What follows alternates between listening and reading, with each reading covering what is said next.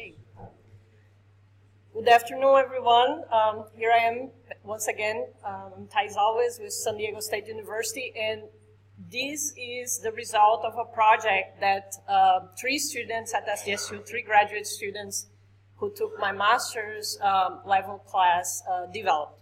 So they were really the ones who developed the simulation. We worked together to write the paper, and I gave them the assignment. That's what I can claim, but it was their idea.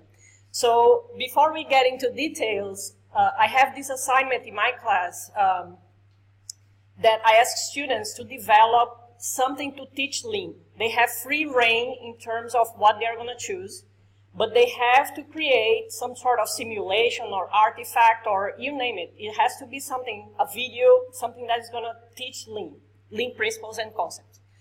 And once they develop it, they have to play with a group of people, get feedback, make improvements, then they finally present to the entire class at some point during the semester. So these students, the first two authors, Paul and Alex, they are Navy officers, U.S. Navy officers, and I really hope that they take some of this Lean discussion to the U.S. Navy as well. So the basic overview was they had to develop this simulation that was simple and easy to conduct in front of the classroom. They also thought about the idea of the simulation being scalable, inexpensive, and of course fun to play. For larger groups, there might be a facilitator that is going to lead the discussion and have a fourth player to serve as an observer, have an assistant to help. So these, the second part of these slides were comments that they gathered when they got feedback for their simulation. So when they developed the game, they showed to people, they posted on YouTube. As of 2 months ago, we had 5,000 hits. So they were very happy about that. The Lean principles and concepts that they used to develop the game, they focused on Kaizen. So from one phase to the next, as everybody knows, we always have this idea that there should be some improvement from one phase to the next. There was the idea of waste minimization. They thought a lot about 5S when they were developing it, reduced cycle time from one play to the next, and collaboration. So these were the things that they paid attention to. So the basics of the game, all that you need is a table or a plan surface, and you need a deck of cards. So the objective is to build a 13-story building as quickly as possible with the cards, okay? And the constraints change from phases 1 through 6. Each card represents the resources, and we are going to see a video as well that you're going to see how that actually goes in a more transparent way.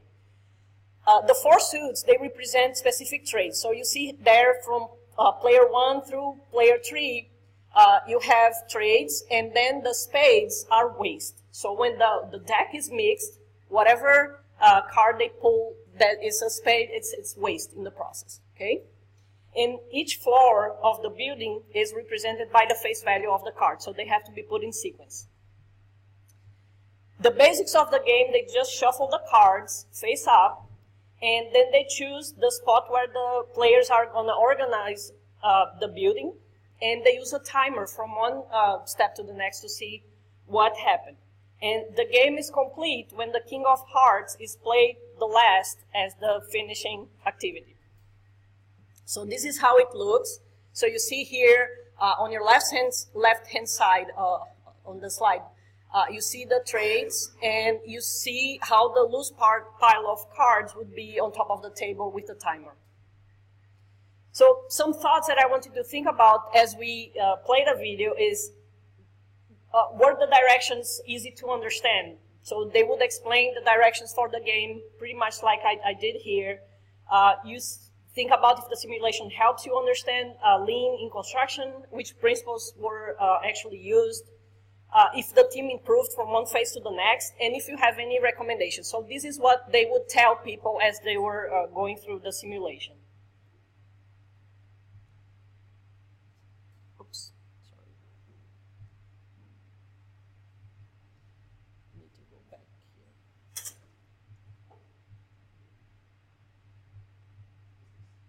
Are you moving the mouse? Yes. Okay, so please.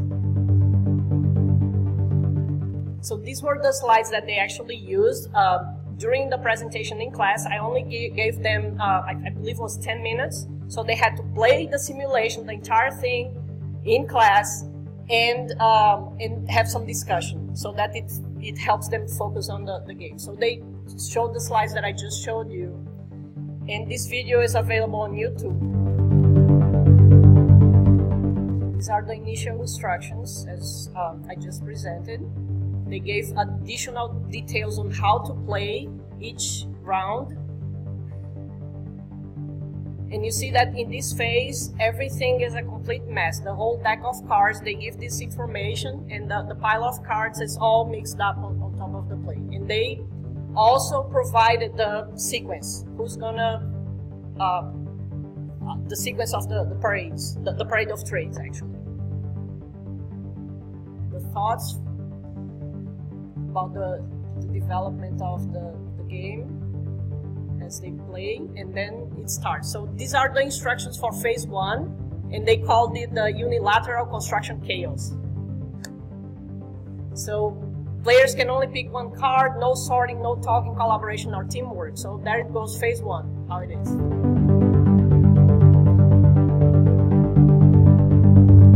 So notice that they are sorting the cards, sweeping through the pile of cards to find, and you see that they have to put the cards in order. These are 3 people playing the simulation.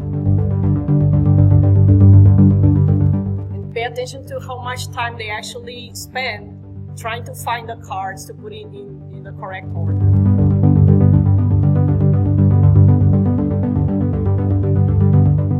It's like watching grass grow.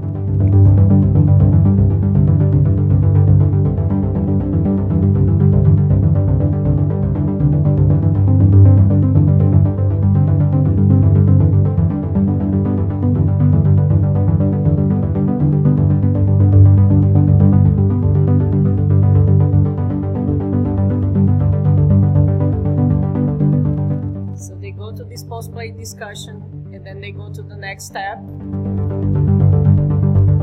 In phase 1, they can gather all their cards before they start playing. They can sort the cards during play, and again, no talking, no collaboration, no teamwork.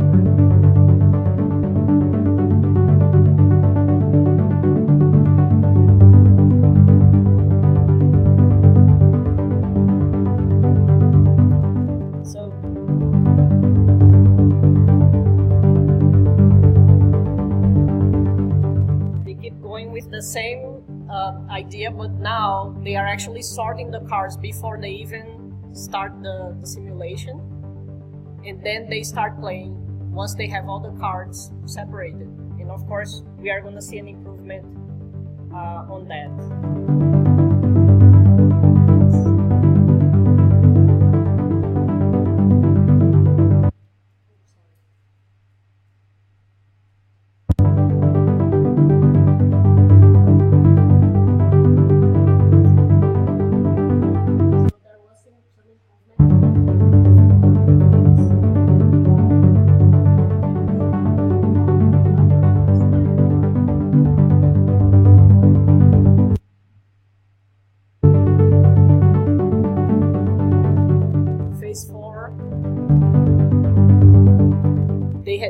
The waste even more, and they help each other to sort the cards. So this is to illustrate how collaboration can actually help during the project. They help each other sort out the cards, and then they start building, and of course there's going to be improvement.